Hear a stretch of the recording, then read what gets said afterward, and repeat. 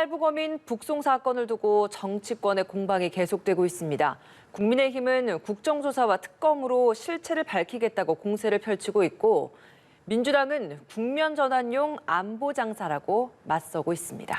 이런 가운데 차기 당대표 출마를 놓고 고심을 거듭하던 민주당의 이재명 의원, 모레 출마 선언을 예고했습니다. 오늘의 정치권 이슈들 김연아 전 의원, 김유정 전 의원과 짚어보겠습니다. 두 분 어서 오십시오. 어서 오십시오. 안녕하세요.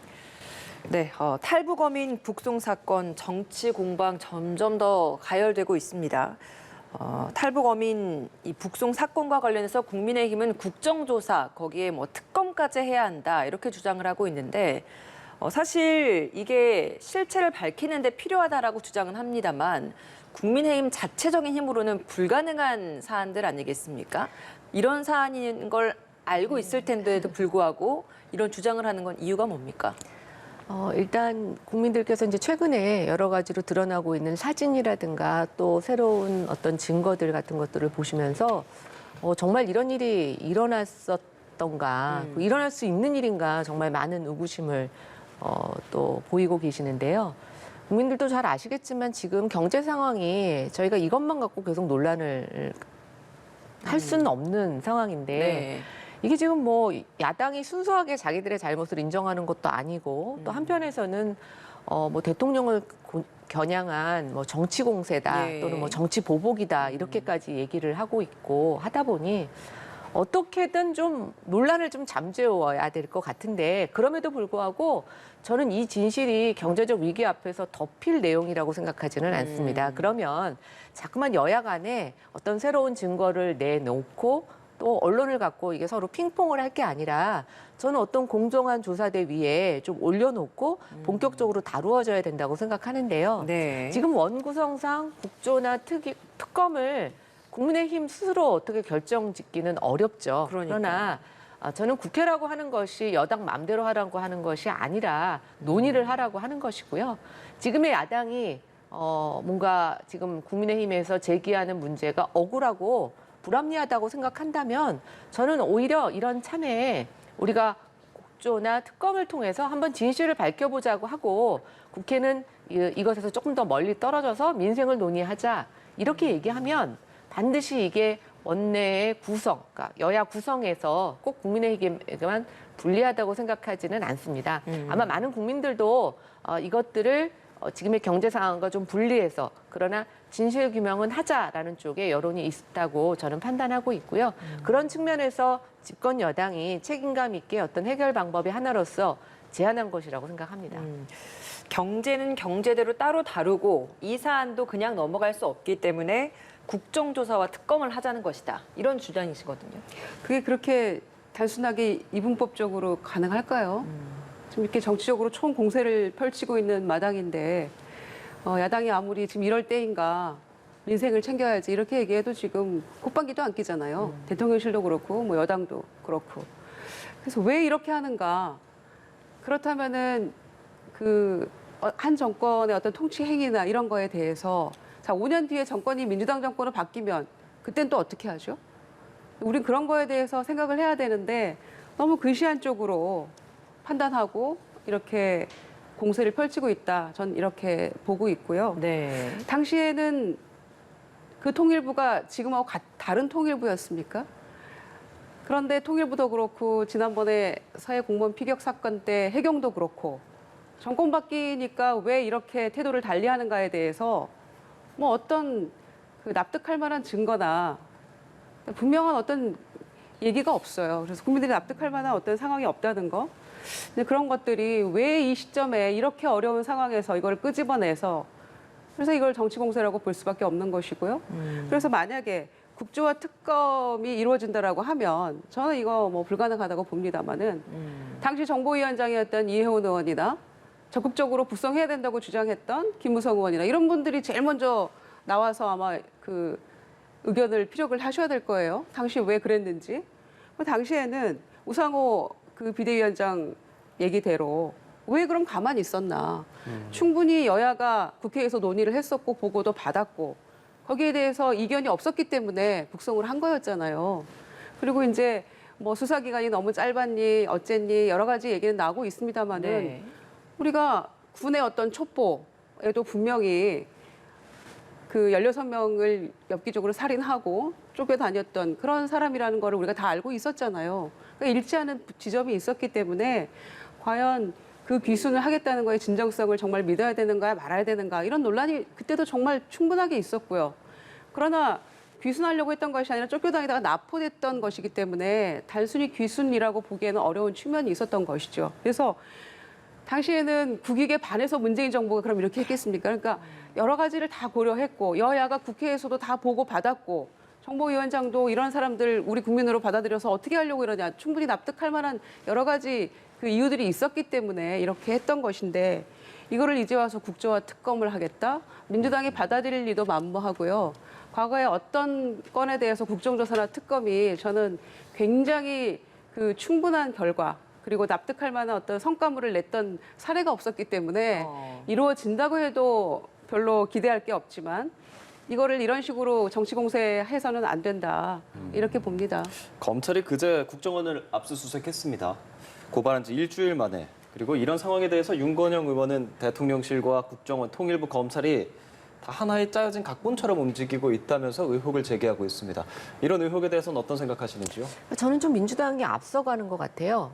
지금 그때 당시에 통일부와 국방부, 국정원에 대해서 문제 제기를 하고 있는데 왜 벌써부터 대통령을 겨냥한 것이라고 저렇게 날선 공격을 하는지 저는 일단 그것에 대해서 좀 순수하게 받아들여지지 않고 진짜 대통령이 뭔가 책임질 만한 그 당시에 의사결정을 하신 게 아닌가라는 의심을 오히려 지금 야당의 어떤 그런 강한 반발로부터 오히려 더 느끼고 있다라는 생각이 듭니다. 그래서 저는 좀 과도한 반발이라고 생각을 하고 있고요.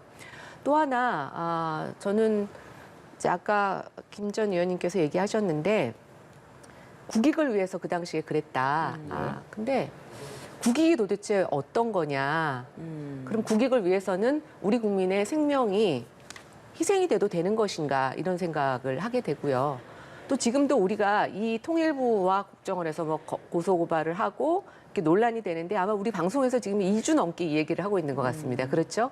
그런데도 서로 여러 가지 반대되는 의견들이 있지 않습니까? 예. 그런데 이 사람에 대해서 조사가 사실은 3일도 이루어지지 않았다라는 겁니다. 그러면 이게 정말 제대로 된 조사였나?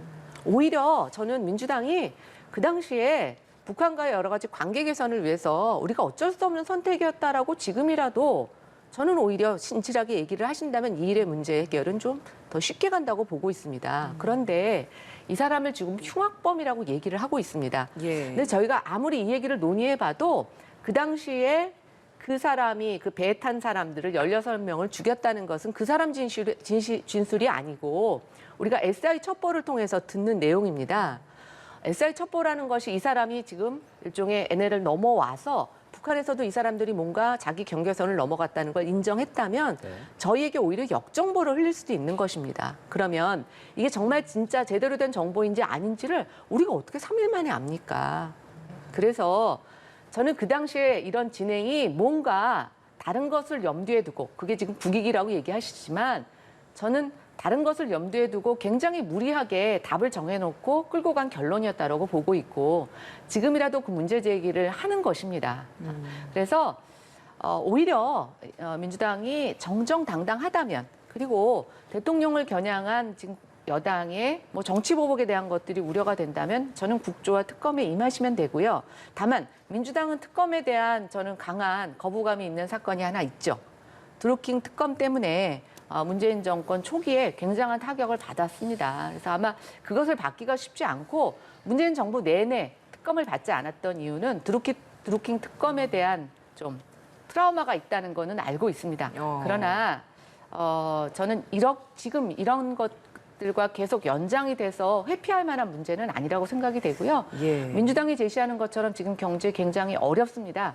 경제 문제에 빨리 여야가 집중하기 위해서는 이 문제를 빨리 특검이든 국조든 좀 떼어내서 분리할 필요 있다고 생각합니다.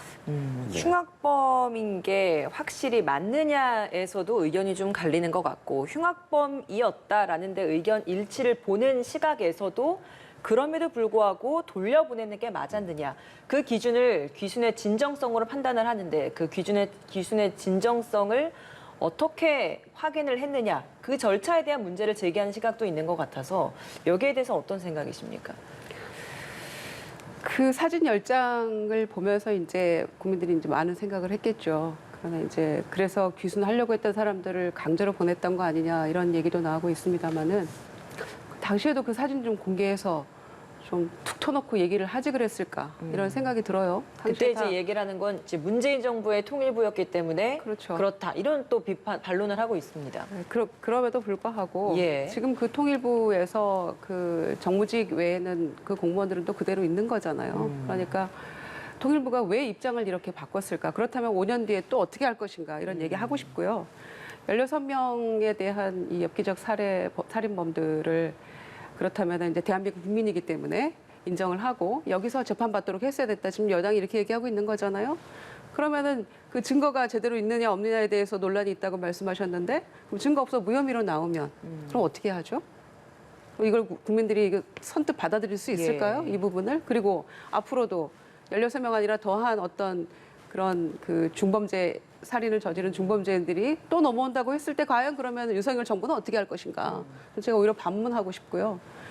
이 탈북 주민들에 대해서 인권 뭐 인도적 반인도적 범죄다, 뭐 반인륜적 범죄다, 뭐 이렇게 이미 규정을 하면서 가이드라인을 주고 있는 거 아니냐 이런 의심을 하게 할 만한 충분한 이유들이 있는 거죠. 예. 탈북 주민이었던 유우성 씨 서울시 공무원이었죠. 간첩 조작 사건 담당 검사가 지금 청와대 안에서 일을 하고 있는 거 아닙니까? 자, 그렇다면 그 유우성 씨의 인권은 어떻게 했죠? 그 인권을 그렇게 강조하는 정부라면 그분을 공직기강 비서관에 두면 안 되는 거죠. 그래서 그런 전반적인 게 서로 이 정부에서 주장하는 게 윤석열 정부의 얘기가 앞뒤가 맞지 않다. 그 인권과 인륜을 얘기하는 정부로서는 맞지 않다 저는 이렇게 보고요. 그래서 몇 년이 지난 이 시점에 의구심을 낳는 부분들이 있다면 네. 국회 안에서 얼마든지 저는 그 여야가 얘기할 수 있는 부분이 예. 있다고 보고요. 다만 이거를 계속해서 그 문재인 정부 탓을 하고 있기 때문에 이미 이제는 윤석열 정부이고 이제 100일을 향해서 가고 있는 정부인데 인사 문제건 무슨 얘기건 심지어 경제 문제건 모두가 그 문재인 정부 탓을 하고 있기 때문에 이조차도 지금 뒤집어 씌우려는 거 아니냐 이렇게 들고 나와서 이슈를 덮으려고 하는 네. 거 아니냐 이제 이런 생각이 드는 거죠. 그래서 예. 문재인 정부 탓을 계속해서 하고 있는 이 윤석열 정부는 언제까지 문재인 대통령을 들먹거리면서 국정 운영을 할 것인가 여기에 대해서 상당히 문제가 있다 이렇게 보는 거죠. 예. 네, 이런 상황을 민주당은 정치 공세로 보는 주장입니다. 이제 윤석열 정부 들어서 이제 국정 출범을 하고 지지율에 대해서 연일 보도가 나오고 있습니다. 네. 현재 지지율 하락세를 면치 못하고 있는 것은 맞고 데드크로스가 이뤄진 뒤에도 지금 화면이 나가고 있지만 그 격차가 조금씩 더 벌어지는 듯한 모습을 보이고 있어서 어떻습니까? 김연아 의원 이런 추세가 계속 되리라고 보는지 반등할 그럴 뭐 상황이 앞으로 기회가 없을 거라고 보시는지. 그러니까 지금은 전 세계적으로 경제 상황이 정치 지도자들이 아무리 잘을 해도 지지율이 좋아지기는 지금의 상황보다 반등하기는 쉽지 않은 상황입니다. 예. 경제 근데 이제 상황 때문에 그렇죠. 예. 그렇다는 그래서 거죠. 일단 지금 대통령이 어떤 노력을 하신다고 하더라도 지금의 상황에서 크게 반등하기는 저는 구조적으로 어렵다. 그럼에도 불구하고 그럼 지금 대통령이 다 잘하고 계시냐? 저는 그렇다고 생각하지는 예. 않습니다. 네. 집권 초기에 다른 어떤 정권과 비교해 보더라도 지금 지지율이 좀 낮은 부분에 대해서는 대통령이 충분히 국민들에게 어떤 공감과 설득력을 주고 계시지 못하는 부분에 대해서는 저는 이제 지금 대통령실이 뭔가 좀 새로운 방안을 모색해야 되는데 이 갑작스럽게 끌어올리기는 경제 상황이 쉽지 않다라는 생각이 들고요. 그렇기 때문에 지금 그 어느 때보다도 여야가 힘을 합쳐서 경제를 극복해야 되는 일이 굉장히 중요하고 대통령에 대한 지지율은 단순히 대통령 개인에 대한 어떤 인기나 그런 것이 아닙니다. 대통령의 지지율은 즉 국민이 앞으로 윤석열 정부가 무엇을 하든지 간에 신뢰를 갖고 이 어려운 경제 상황을 극복해 나갈 것이라고 하는 신뢰를 주는 신뢰도라고 볼 수 있는데 이 신뢰도가 낮다면 앞으로 우리가 얼마나 많은 고통 분담이 있어야겠습니까? 그런데 국민들이 순수하게 그 고통 분담에 대해서 같이 나서지 않을 거라는 거, 저는 그거를 좀 위기의식으로 가졌으면 좋겠고요. 저는 딱 하나, 윤석열 정부가 문재인 정부보다 좀 잘하고 있다는 거, 예. 뭐 칭찬까지는 아니지만 네. 아까 이제 김 전 의원님께서 말씀하셔서 좀 얘기를 하자면, 문재인 정부는 집권 내내 5년 중에 제가 기억하기에 3년 반에서 4년은 전 정권 탓을 했습니다. 그 지금 뭐 조금 국정원이나 뭐 탈북 어민, 북송 관련해서 지금 전 정권을 하는 것에 대해서 굉장히 좀 심한 반발을 느끼시는데 네. 그 전 정권 탓을 경험했던 그 당시에 야당 의원으로서 봤을 때는 저희는 너무나 의아하게 전 정권 또 전 정권의 탓까지도 해왔던 그런 문재인 정권의 전철이 있는데요. 지금 적어도 윤석열 정부는 그렇게 전 정권으로 지금의 경제 위기를 이렇게 핑계대고 그러려고 하시는 것 같지는 않습니다. 아, 그래요? 그러니까 조금 더 그런 부분에 있어서는 야당이 거국적으로 이 경제 위기를 타개할 수 있는 방안에 대해서 협력해 주신다면 저는 정말 지금 약간 꼬여버린 이런 정치권의 문제가 좀 쉽게 해결될 거라고 생각하고 있고요. 또 지금 뭐 양당의 공이 당대표와 관련된 여러 가지 리스크가 국민들에게 정치에 대한 불신을 주는 요인으로서 저는 부인할 수 없는 사실이라고 생각을 합니다. 여당은 여당대로, 야당은 야당대로 마찬가지입니다. 그래서 딱히 대안이 없기 때문에 지금 이것을 이렇게 밀고 나간다라고 하는 정치권의 변명은 있지만 예. 사실은 국민들이 보시기에는 정말 답답하고, 아니 지금 국회가 2달 이상 놀고 있지 않습니까? 놀고 있다고 표현을 하고, 예, 뭐 어디서는 휴전, 공전을 하고 있다고 하는데, 지금 국민들 입장에서 2달은 정말 국회의원들의 세비가 아깝다고 얘기할 만큼 굉장한 고통의 시간입니다. 지금 대출받은 사람들은 이 높아진 금리 때문에 굉장히 위기를 느끼고 있는데요. 만약에 국회의원들이 국민이 주는 세비가 그렇게 무서운 줄 안다면 저렇게 2달을 공회전을 할 수 있겠습니까? 예, 그런 측면에서 지금 정치권은 어떤 국민들의 민심을 겸허하게 받아들여야 할 때지 우리끼리 서로 니 탓 내 탓하면서 이게 핑퐁 게임을 할 그런 시기는 아니라는 생각을 합니다. 그러면 지금 이 낮은 지지율이 경제 상황이 악화돼서 그런 요인이 가장 크다라고 바라보시는 아니요, 저는 겁니까? 가장 크다는 게 아니라 지지율이 첫 출발부터 좀 떨어진 것에 대해서는 윤석열 정부의 책임이 있죠. 그러나 아까 말씀하신 대로 이게 어떻게 될 거냐라고 했을 때 이제부터는 대통령이 노력해도 쉽게 올라가기가 어려운 구조적인 상황에 놓여 있다는 거죠. 예, 알겠습니다. 반론하실 말씀 많으실 것 같은 게 전 정권 탓하는 것은 사실 문재인 정권이 더 심했다. 지금 윤석열 정부는 그 정도까지는 아니다. 이런 이야기를 하셨거든요. 근데 문재인 정부가 들어섰던 것은 국민들이 바꿔주신 거잖아요. 박근혜 전 대통령에 대한 탄핵을 통해서. 그렇기 때문에 과거에 대한 어떤 청산이나 바로잡아야 될 문제들이 많았기 때문에 일정 부분 정권 초기에는 그런 일들을 할 수밖에 없었죠. 그러나 그 뒤에도 잘했으면 정권이 계속 됐겠죠. 잘못했으니까 5년 만에 바뀐 거 아닙니까? 그런데 계속 그 문재인 정부 탓을 하면 정권 교체에 대한 열망, 또 정권 심판에 대한 열망으로 윤석열 대통령이 탄생이 된 것인데, 그러면 뭔가 달라진 모습을 보여줘야 되잖아요. 그런데 계속 문재인 정부 얘기만 하고 정권 초기부터 이렇게 얘기하면 안 되는 것이죠. 그래서 정권 초기에 이렇게 손호철 교수 말씀대로 과거와의 대화를, 역사와의 대화를 하면 이거는 회생할 기미가 안 보이는 정권으로 가는 길이에요. 그래서 문제가 있다고 보고요. 지지율이 이제 이렇게 계속 떨어지면요, 가장 안 움직이는 사람이 누군지 아세요? 공직자들입니다. 움직이지 않습니다. 그리고 지금처럼 통일부나 해경이나 지금 정권 바뀌었다고 불과 몇 년 사이에 얘기들이 이렇게 다 바뀌잖아요. 공무원들이 과연 책임지고 누군가가 나서서 일을 하려고 할까요? 자, 노동부 장관이 노동개혁에 대해서, 물론 야당은 그 부분에 대해서 찬성하지 않습니다. 주 52시간제 포함해서 노동개혁의 방향에 대해서 얘기를 했는데 대통령이 공식적인 게 아니다, 이렇게 해버립니다. 자, 그러면 노동부가 근로의혹이 될까요? 오늘 노동부 장관이 대통령 그 업무 보고 독대한다고 하더라고요. 자, 어떻게 앞으로 일을 해나가야 될까요? 이런 여러 가지 것들이 문제가 산적해 있는데, 이상민 행안부 장관은 이제 오르기 시작하면 뭐 금방 올라갈 것이다. 무슨 자신감이죠? 어떤 근거로 올라갈 거라고 생각하는 거죠? 그래서 자, 이거를 수사로 사정 전국으로 돌파하려는 거 아니냐, 지금 일련의 상황들을 보면 그렇게 의심할 수밖에 없는 것이죠. 자, 그럼 그렇게 한다고 올라갈 것이냐에도 문제는 남아있다고 생각합니다.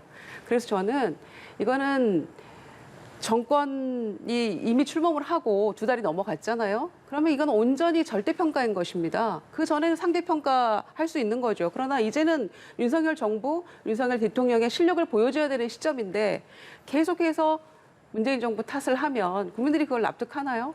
자, 인사 문제, 인생 문제, 부인 리스크, 또 여당의 지금 이런 혼돈 상황, 이준석 대표 문제를 포함해서 권성동, 장제원, 윤핵관, 윤멀관들끼리의 이런 갈등, 이런 것들이 총체적으로 녹아있는 게 지지율이라고 보여지는데 가장 큰 문제는 저는 대통령의 태도라고 보는 겁니다. 자, 왜냐? 인사 문제가 불거졌을 때 과거에 이런 얘기 많이 했었죠. 그 흔한 유감 표명 한마디를 안 하세요. 그리고 도어 스태핑 하시면서 야당과 그 임명장 주시면서도 야당과 언론에 공격받느라 고생 많았다. 교육부 장관에게 만취 운전자 출신에 그렇게 얘기를 했고 그럼 그걸 보는 국민들이 어떻게 생각을 하겠습니까? 그리고 전 정권에 이보다 더 훌륭한 사람 있었으면 대봐라. 기자들에게 그걸 좀 강요하는 겁니까?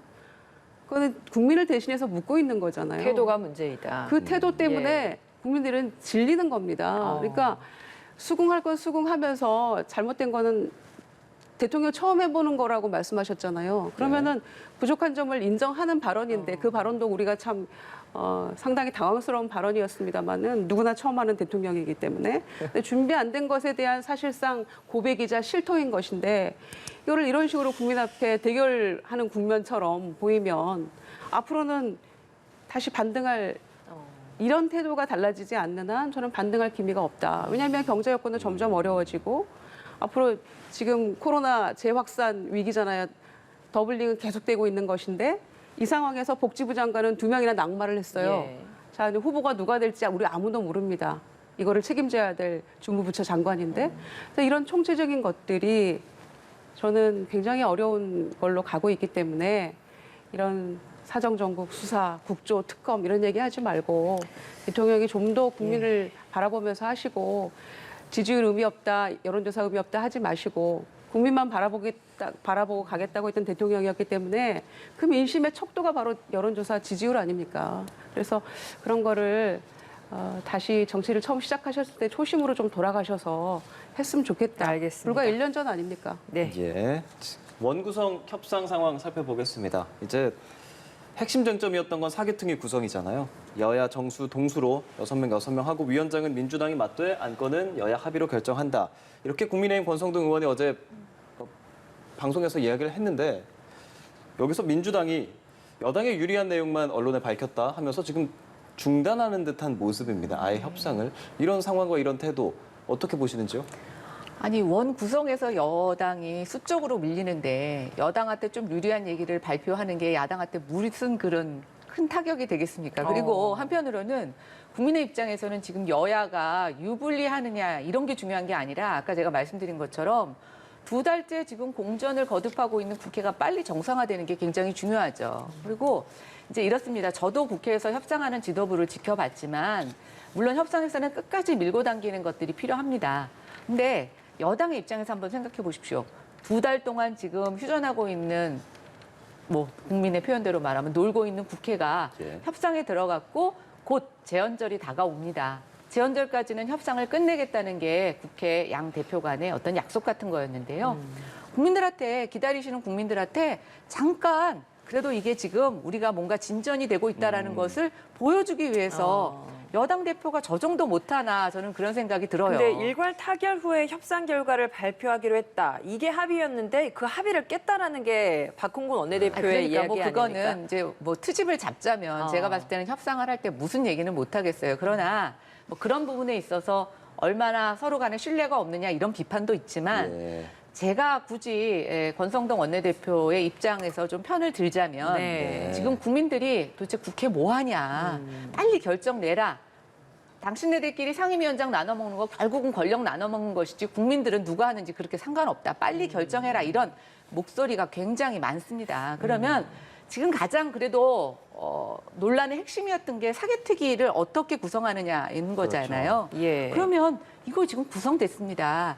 가장 논란이 있는 거 이거 끝났으니까 나머지는 사실은 국민들 입장에서는 크게 중요하지 않으실 수도 있어요. 그러니 우리끼리 잘 마무리하겠습니다. 저는 이런 제스처로서 충분히 여당 대표로서 할 수 있었던 일이라고 생각하고요. 예. 물론 그런 부분에 있어서 야당이 화내실 수 있죠. 그러나 화는 내시되 빨리 협상 재개해서 무조건 이번 주말까지는 협상을 끝내셔야 된다고 생각합니다. 민주당이 협상 이렇게 잠정 중단하면서 비판을 하는 게 일각에서는 그 기존에는 원래 이제 비교섭 단체 분까지 이 사개특위 내에서 정의당 몫이 포함이 되어 있었는데 그게 아예 빠진 국민의힘과 민주당목만 구성이 되다 보니 여기에서 정의당을 바라보기가 좀 부담스러워서 이게 미리 공개된 거에 대한 반론을 제기하고 있는, 불만을 제기하고 있는 게 아니냐. 실제로 정의당도 이 발표 듣고 나서 불만을 제기하고 있는 상황이거든요.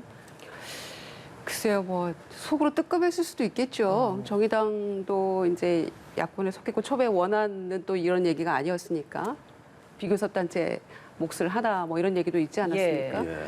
이제 그래서 뭐 그런 시선으로 바라볼 수도 있겠지만 저는 근본적으로는 권성동 원내대표가 약속을 또 깬 거죠.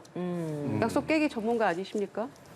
그래서 이 부분에 대해서 여당 원내대표가 뭐 이 정도 얘기도 못할까, 뭐 개인적으로 그렇게 생각할 수도 있겠죠, 권성동 원내대표는. 네. 그러나 여야 협상이라는 게 서로 상대가 있는 것이고 우리가 어쨌거나 다 타결된 다음에 같이 발표하자 이렇게 했던 것인데 협상이 진전되고 있는 이런 상황에서 중간에 이렇게 해버리면 야당으로서는 반발할 수밖에 없지 않겠습니까? 우리 서로 둘이서 얘기를 하고 있는데 그 얘기를 중간에 먼저 발표해버리고 또 진짜 상황을 다 얘기를 해버리면 협상이라는 게 또 중간에 얼마든지 바뀔 수 있는 것이고 서로 입장을 또 이해하면서 가야 되는 것인데 주거니 받거니 하는 게 협상이죠. 일방적으로 몰아붙일 수는 없는 거 아닙니까? 네. 타협점을 찾아야 되는 것인데. 끝날 때까지 그런데- 끝난 게 아니라서. 그렇죠. 그렇게 어떻게 보는 바뀔지도 거니까. 모르는 것이죠. 예. 그런데 중간에 이런 식으로 얘기를 여당 원내대표가 해버리면 야당으로서는 사실 기운 빠지죠. 그리고 협상하려는데 이게 정말 진정성을 가지고 있는 것이냐라고 의구심을 가질 수밖에 없는 거죠. 그래서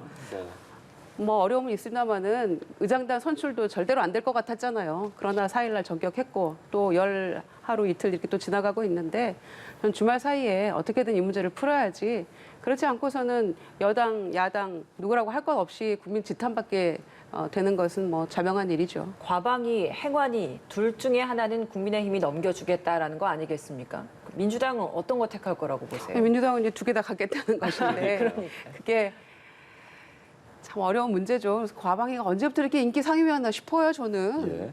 제일 인기 많은 건 원래 이제 국토위나 이런 데죠. 또 지역구 예산 많이 확보할 수 있는 곳. 그런 곳이었는데 워낙 윤석열 정부가 지금 행안부 장관이 경찰국 오늘 뭐 또 신설하는 방안 또 발표하겠다고 예. 하잖아요. 뭐 그런 것도 그렇고 이렇게 자꾸만 퇴보하는 이런 정책들을 아무렇지도 않게 발표하면서 가겠다고 고집을 피우고 있기 때문에 그런 것들에 대해서 야당이 이걸 참 둘 다 가져오고 싶은데 아마 결론적으로는 그렇게는 못할 거예요. 고민을 해야 될 문제인데 또 그렇다고 이제 과방위 같은 경우에도 방통위 뭐 방송 장악 문제 이런 얘기 나오고 있습니다만은 또 의심할 수밖에 없는 게 방통위나 KBS에서 감사원 감사 착수했죠. 또 공선동 원내대표 얘기도 여러 가지 문제 있는 발언들 나오고 있죠. 이러니까 야당으로서는 이거를 정말 액면 그대로 순수하게 받아들일 수가 없는 부분이 있는 거죠. 그러나 저는 제가 보기에는 과방위를 선택하지 않을까 이런 생각합니다. 알겠습니다. 자, 이번에는 국민의힘 상황으로 좀 넘어가 보도록 하겠습니다. 권성동 원내대표와 장제원 의원 오늘 오찬을 함께 한다고 합니다. 당 안팎에서 제기되고 있었던 친윤계 내부의 균열 우려를 불식시키기 위한 걸로 보이는데 앞서서 양측이 관련된 입장을 내놓기도 했습니다. 함께 들어보고 이야기 이어가도록 하겠습니다. 장제원 의원과는 사이가 좋습니다. 내일 정신 같이 하기로 했고 또 수시로 통화하고 있습니다. 개인 간에 무슨 갈등이 있는 이런 식으로 몰아가는 건 적절치가 않다. 장제원 의원이 말한 것처럼 한 번 형은 영원한 형인 것처럼 한 번 동생은 영원한 동생입니다. 잘 지내고 있습니다. 너무 걱정 안 하셔도 됩니다. 뭐 불화다, 뭐 갈등이다, 뭐 이런 얘기를 막 하는데 저는 이 상황에 대해서 한마디도 한 적 없어요. 저는 조용히 지켜보고 있다 이렇게 말씀을 드리고 성동이 형하고 늘 점심 먹고 저녁 먹고 해요. 예? 그 점심 먹는 걸 또 뭐 하도 언론이 저한테 텔레그램도 보내고 그래서 밥 한 끼 먹는 거 안 되나? 좋은 얘기 나눌게요. 네, 이 두 사람 뭐랄까요? 한 번 형은 영원한 형이고 한 번 동생은 영원한 동생이다 이런 표현도 하고 성동이 형이라고도 이야기를 하더라고요. 그러니까 언론 앞에서도 이렇게 이야기할 정도로 사이가 좋다는 걸 강조하려는 것 같은데 이 말들 자체가 정말 다 그런 말로 받아들여야 되느냐, 조금은 뼈 있는 말도 있지 않냐 이런 해석도 있습니다. 어떻습니까, 김연아 의원님? 정치인의 언어는 뭐 순수한 속마음일 수도 있고 국민들한테 보여주는 말일 수도 있죠. 근데 저는 두 분 다 여당의 의원으로서 또 여당에서 일명 대통령의 측근이라고 평가되는 지도부의 한 분의 위치에 계시는데 또 한쪽은 대통령의 인수위 당선자 시절에 비서실장을 했던 분이신데요. 예. 저는 뭐 책임감 있는 모습이라고 생각이 됩니다. 뭐 두 분이 뜻이 다를 수는 있습니다. 근데 저는 오히려 집권 여당에서 대통령과 가까운 사람들이 다 똑같은 의견과 하나도 이견이 없다면 그게 더 걱정해야 될 일이 아닐까라는 생각이 드는데 네. 중요한 건 이견을 자꾸만 바깥으로 표출을 해서 국민들 앞에서 권력을 다투는 모습으로 또 싸우는 모습으로 보여지는 것은 정말 더 걱정할 상황이고요. 어쨌든 부분은 지금 겉으로 뭔가 이견이 있는 것, 그래서 국민들에게 불안을 주려고 하는 모습은 보이지 않으시겠다 하는 저는 책임감 있는 모습이라고 보고 있고요.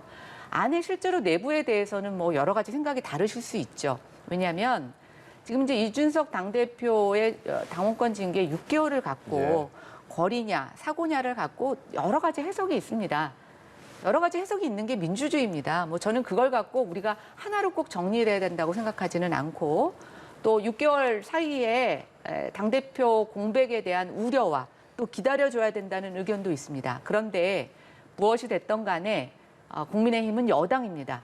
안에 어떤 이견이 있지만 밖으로는 국민들에게 안정적으로 국정을 끌고 가고 있는 모습 또 행정부와 대통령을 지원하는 모습을 보여줘야 되는 것도 국민의힘의 역할입니다. 예. 뭐 어떻게 국민들이 받아들이실지 모르겠지만 여전히 두 분이 이견을 갖고 싸우는 모습으로 보이는 것보다는 저는 굉장히 잘하셨다는 생각을 하고 있고요.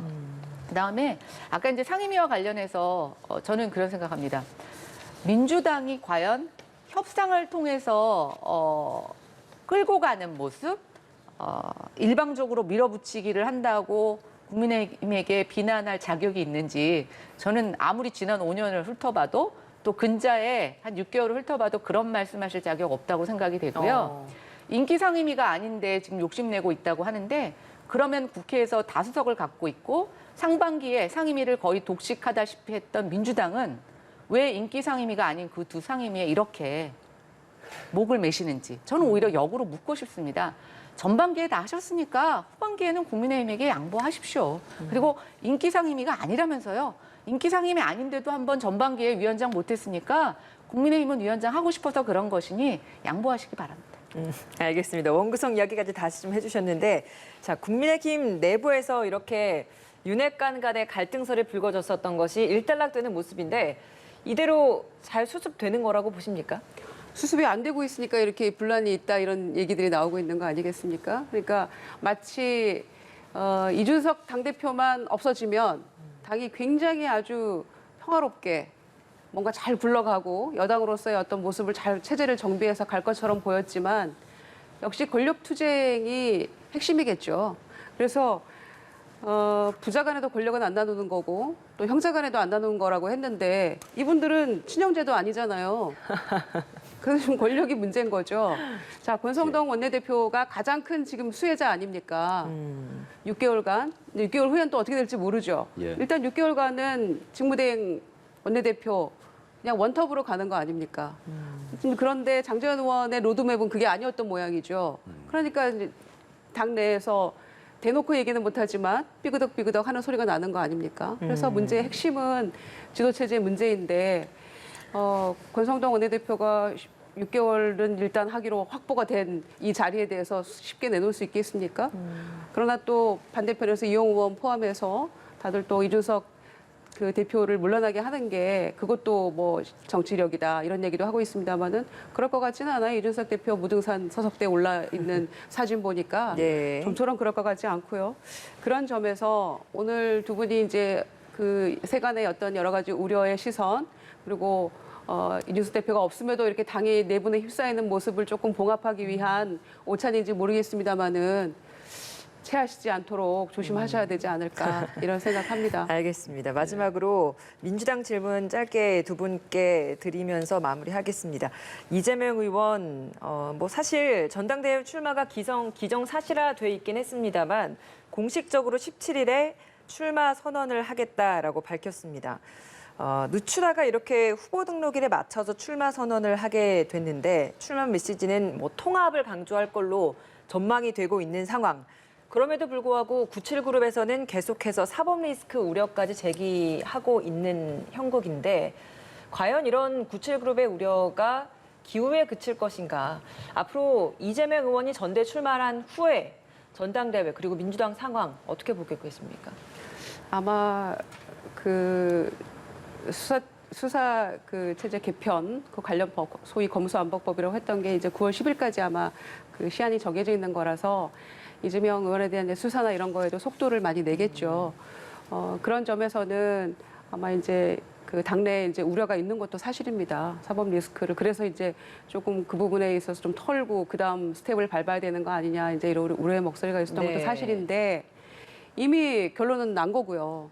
본인이 이제 출마 선언을 하겠다고 하시니까 늦춰진 거는 당내에 이제 여러 가지 그런 우려의 목소리나 또 의견 청취의 시간도 필요는 했겠죠. 그러나 이제 마음속에서는 이미 일정 부분 조금 나가야 되겠다라고 그 마음을 먹고 있었다고 보여집니다. 그래서 시간이 조금 필요했던 거라고 보고요. 당내 여러 가지 그 우려의 목소리는 충분히 이유가 있는 것이라고 생각하기 때문에 저는 만약에 이제 이 전당대회 결과가 어대명으로 그대로 간다라고 하면 이제 온전히 이재명 이제 의원의 몫이 될 거라고 생각합니다. 왜냐 중앙정치 무대에서 당에서 처음으로 이제 본인의 실력을 보여줘야 되는 거고요, 리더십을 보여줘야죠. 과거에는 정말 이제 소수 야당이었던 시절에 뭐 이런 수사나 뭐 여러 가지 정치 보복성 문제가 터졌을 때 그때는 온 당이 합심을 해서 야당 탄압하지 말아라. 이렇게 하면 안 된다라고 저희가 뭐 거리에서도 그래서 그 당시에 주국 야광이란 말도 했어요. 그래서 낮에는 국회에서 또 밤에는 광화문에서 투쟁도 하고 그런 얘기를 했었는데 지금은 또 시절이 그런 시절은 아니죠. 그래서 과연 당이 똘똘 뭉쳐서 이재명 이제 의원에 대해서 함께 이건 야당 탄압이다, 정치 보복이다 이렇게 한 마음으로 이걸 할 수 있는 그런 리더십을 발휘할 수 있을 것인가, 거기에 당을 설득할 수 있을 것인가 이런 거에 대해서는 온전히 이재명 의원의 몫이 될 거라 생각하고요. 예. 이제 그런 통합의 어떤 절차를 밟아가는 그런 일련의 모습이라고 할까요? 그런 점에서 반대편에 서 있었던 또 당대표 출마는 이제 불출마 선언했습니다만 전해철 의원도 가서 만나고 얘기하고 그런 일련의 모습을 보이는 게 아닌가 이렇게 생각합니다. 예. 김연아 전 의원, 이 의원의 출마 결정 어떻게 보시는지 간단하게 여쭙겠습니다. 뭐 이미 답은 정해져 있었던 사항이 아닐까. 어대명이라는 단어가 왜 나왔겠습니까? 근데 의외로 굉장히 말씀을 잘하시는 이재명 의원이 이번 당대표 출마 선언과 관련해서는 굉장히 오랜 침묵을 하고 계셨습니다. 저는 그 이유가 이미 결정은 되어 있는데 마지막까지 분위기를 살피시려고 했던 것 같고 불필요하게 자기가 다 이기는 게임인데 이 설화에 휩싸여서 뭔가 더 점수를 깎이거나 일찍 그렇죠. 예. 일찍 어떤 그 리스크에 노출되는 것. 왜냐하면 본인은 지금 각종 수사에 대해서도 많은 공격을 받고 있는데 그 외에 추가적으로 논란을 일으키고 싶지 않아서 굉장히 리스크 관리를 하셨다라고 생각을 하고 있고요. 여당 입장에서 또 국민의 입장에서 한번 좀 말씀을 드리자면 저는 이재명 의원에 대해서는 뭔가 우리가 밝혀야 되는 여러 가지 범죄 사실, 대선 과정에서 일어났던 여러 의혹들에 대해서 저는 분명히 진실이 규명돼야 된다고 생각합니다.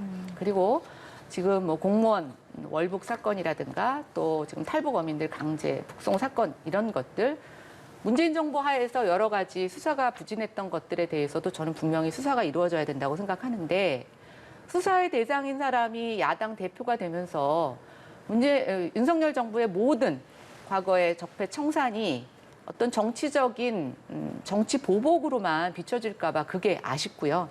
그런 측면에서 저희는 이재명 의원이 당대표에 나서는 것이 바람직하지 않다고 생각했고 본인만 방탄을 하는 것이 아니라 민주당 진영 전체를 일종의 정치 보복에서 함께 싸우려고 하는 그 단합의 주제로 삼을까봐 좀 우려했었는데 그런 상황이 벌어질 것 같아서 조금 걱정이 됩니다. 네. 알겠습니다. 김연아 전 의원, 김유정 전 의원 두 분과 오늘 이야기 나눠봤습니다. 고맙습니다. 고맙습니다, 두 분.